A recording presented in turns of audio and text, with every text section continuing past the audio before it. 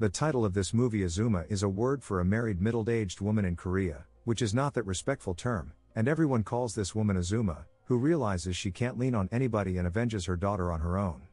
A woman clings to a man desperately, who tries to push her away with all his might.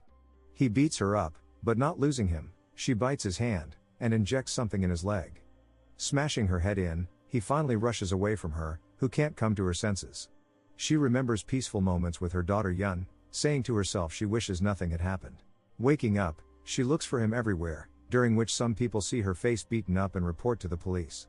Turning around the corner she spots him limping, so pounds on every door and screams for help but no one cares.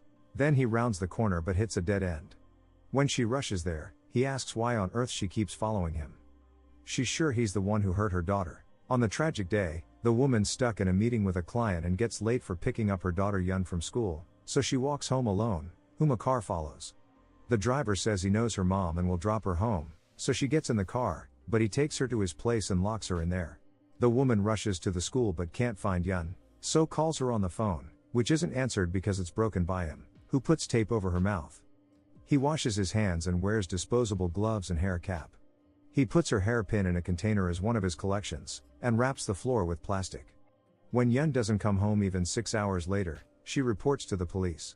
Not taking it seriously, the officer says she might have run away or be hanging out with friends, and makes her file a missing person report, but Yun has never been late home like that, which is strange, but the officer is sure she will come back soon. In the meantime, the man cuts her fingernails, gets rid of the plastic, and sterilizes the floor.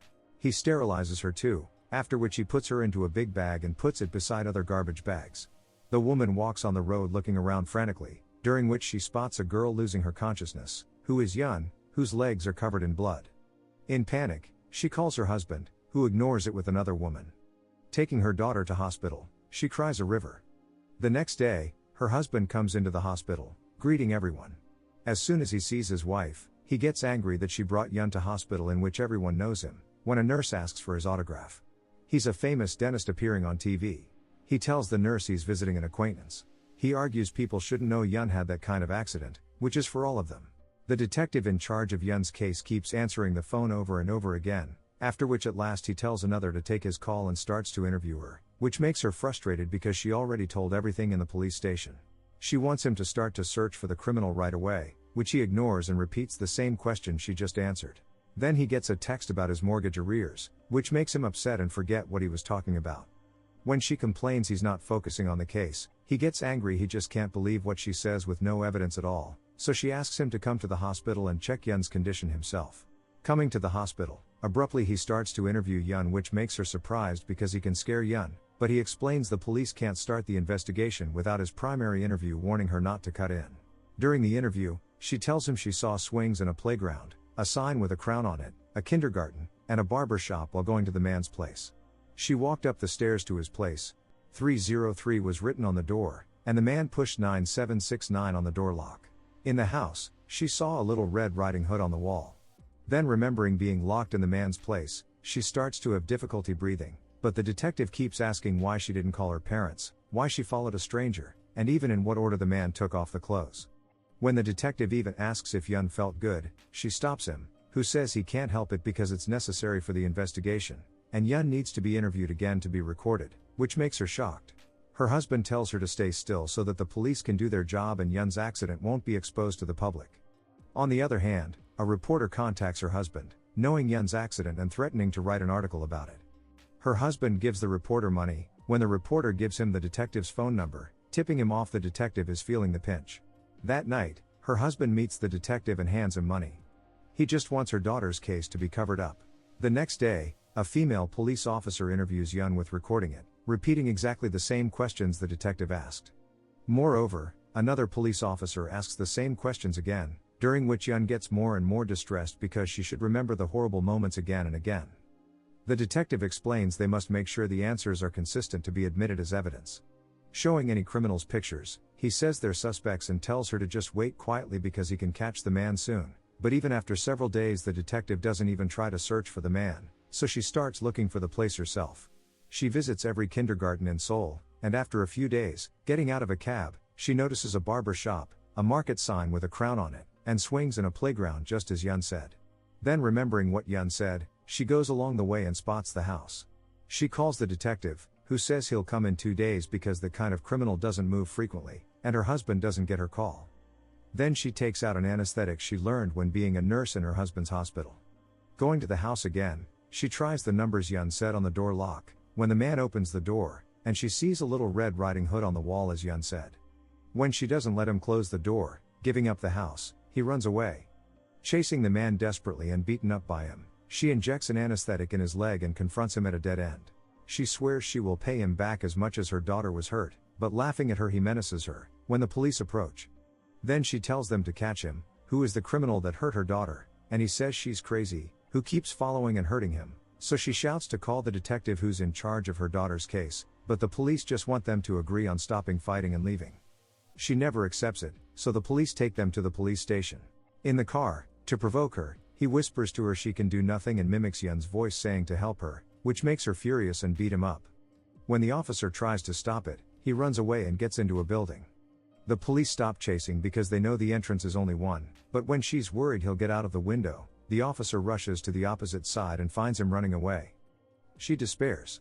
In the police station, she faints, after which she rests with her daughter in her dream. An officer wakes her up and says the CSI went to the man's house and he has been put on the wanted list. Then the detective comes in and gets angry she's interfering with his investigation, when she cries in despair.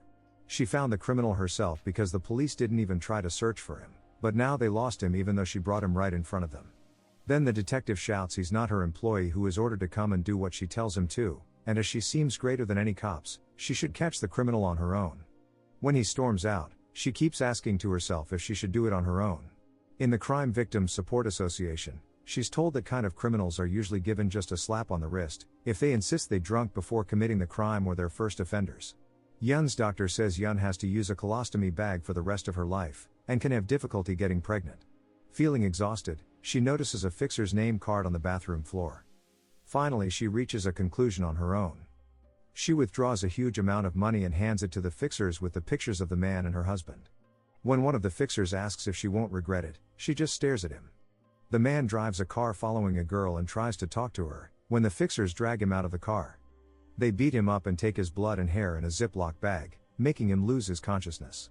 Then a doctor and a nurse dragging him are caught on the security camera of her husband's dental office.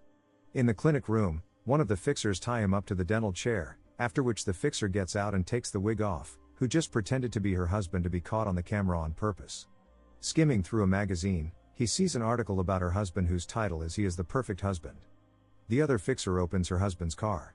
Wearing a surgical gown, cap and gloves, she comes into the clinic room and says she's so surprised that he could be caught so quickly and easily. As she approaches him with a dental drill, he trembles with fear, which makes no sense because he has hurt others weaker than him so cruelly. When she removes the tape from his mouth, spitting on her face, he sneers she can do nothing. He knows even if he's caught by the police, he can get out of jail in a few years or less, and swears he will destroy her and her daughter as soon as he's released.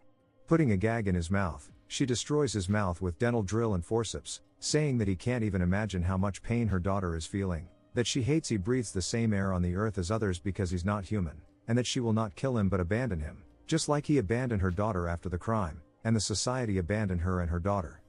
She injects him with an anticoagulant. All has been done. She leaves.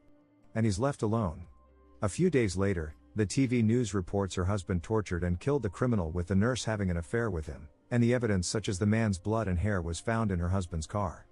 In a playground, she and the fixers meet again, when one of them is reading an article that the detective was charged with accepting bribes.